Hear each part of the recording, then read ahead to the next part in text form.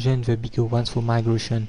The fact has been noticed several times, and it was recently confirmed by L. Buxbaum at Ronheim. He saw several parties of cranes which had larks flying in the midst and on both sides of their migratory columns.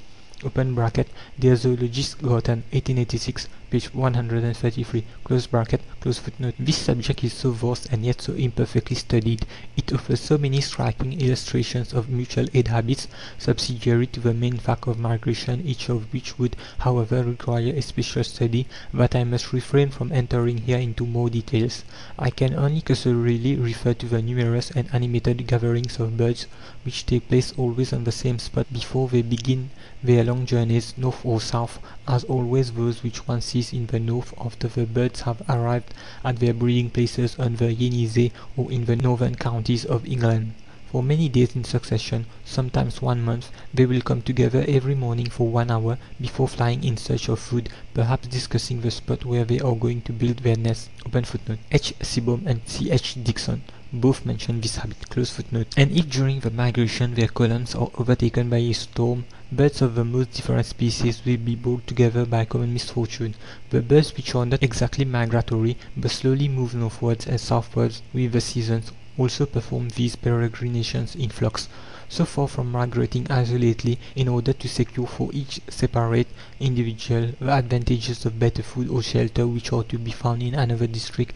They always wait for each other and gather in flocks before they move north or south in accordance with the season. The fact is well known to every field naturalist, and with reference to England, several examples may be found in Charles Dixon's Among the Birds in Northern Shires. The chaffinches arrive during winter in vast flocks, and about the same time, that is in November, come flocks of bramblings.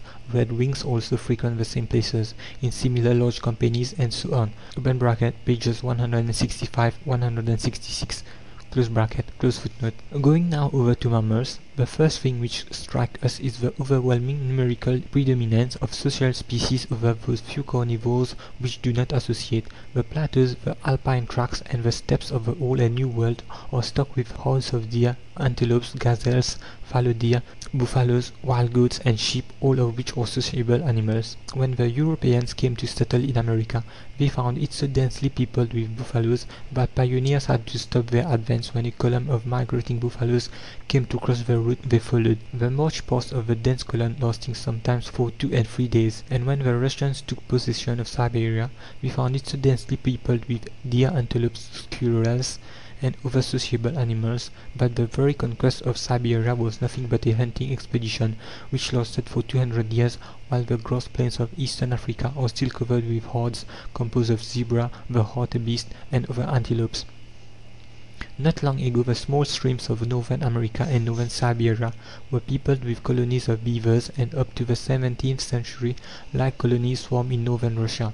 The flatlands of the 4 great continents are still covered with countless colonies of mice, ground squirrels, marmots, and other rodents. In the lower latitudes of Asia and Africa, the forests are still the abode of numerous families of elephants, rhinoceroses, and numberless societies of monkeys. In the far north, the reindeer aggregate in numberless herds, while still further north we find the herds of the musk oxen and numberless bands of polar foxes. The coasts of the ocean are enlivened by flocks of seals and morsels, its waters by shoals of sociable cetaceans, and even in the depths of the great plateau of Central Asia we find herds of wild horses, wild donkeys, wild camels, and wild sheep. All these mammals live in societies and nations, sometimes numbering hundreds of thousands of individuals, although now, after 3 centuries of gunpowder civilization, we find but the debris of the immense aggregations of old. How trifling in comparison with them are the numbers of the carnivores, and how false therefore is the view of those who speak of the animal world as if nothing were to be seen in it but lions and hyenas plunging their bleeding teeth into the flesh of their victims. One might as well imagine that the whole of human life is nothing but a succession of war massacres. Association and mutual aid are the rule with mammals. We find social habits even among the carnivores, and we can only name the cat tribe (lions, tigers, leopards, etc.) as a division, the members of which decidedly prefer isolation to society and are but seldom met with even in small groups. And yet even among lions this is a very common practice to hunt in company. S.W. Baker, Wild Beasts, etc. Volume 1st, page 316.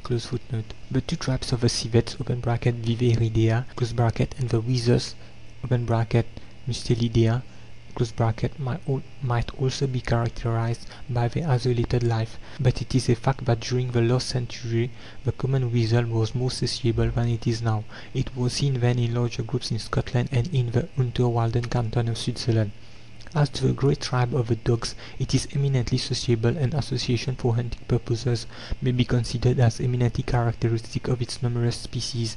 It is well known, in fact, that wolves gather in packs for hunting, and Trusty left an excellent description of how they draw up in a half circle, surround a cow which is grazing on a mountain slope, and then suddenly appearing with a loud barking, make it roll in the abyss. Trusty Teeleben der Alpenwelt, page 404. Audubon in the 30s also saw the Labrador wolves hunting in packs, and one pack following a man to his cabin and killing the dogs. During severe winters, the packs of wolves grow so numerous as to become a danger for human settlements, as was the case in France some 45 years ago.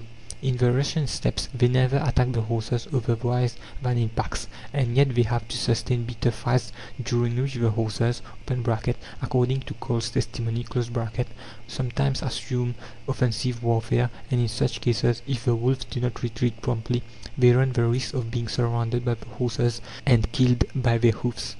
The prairie wolves (Canis latrans) are known to associate in bands of from 20 to 30 individuals when they chase a buffalo occasionally separated from its herd. Rousseau's Études, second, 463. Jackals, which are most courageous and may be considered as one of the most intelligent representatives of the dog tribe, always hunt in packs. Thus united, they have no fear of the bigger carnivores. For their hunting associations, see Sir E. Tennant's Natural History of Ceylon, quoted in Romanet's Animal Intelligence, page 432. As to the wild dogs of Asia (the Colzoons or Dholes), Williamson saw their large packs attacking all larger animals, save elephants and rhinoceroses, and overpowering bears and tigers. Hyenas always live in societies and hunt in packs, and the hunting organizations of the painted lycaons are highly praised by Cumming. Nay, even foxes, which as a rule live isolated in our civilized countries, have been seen combining for hunting purposes. See Emil Hutter's letter in L. Buchner's Liebe.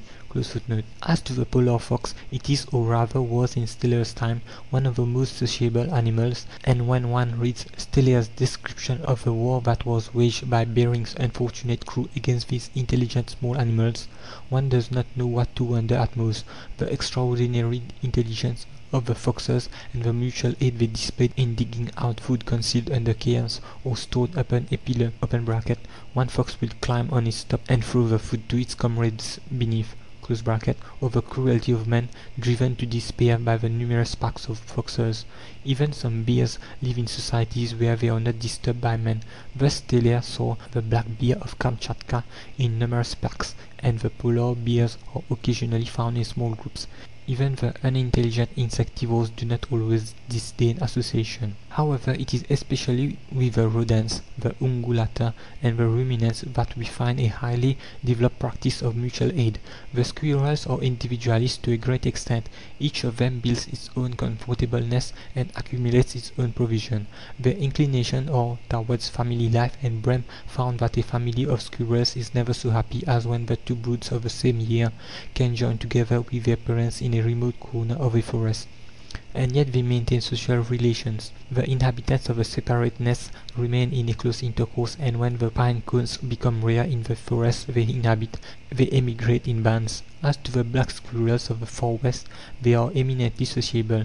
Apart from the few hours given every day to foraging, they spend their lives in playing in numerous parties, and when they multiply too rapidly in a region, they assemble in bands almost as numerous as those of locusts, and move southwards, devastating the forests, the fields, and the gardens while foxes, polecats, falcons, and nocturnal birds of prey follow their thick columns and live upon the individuals remaining behind.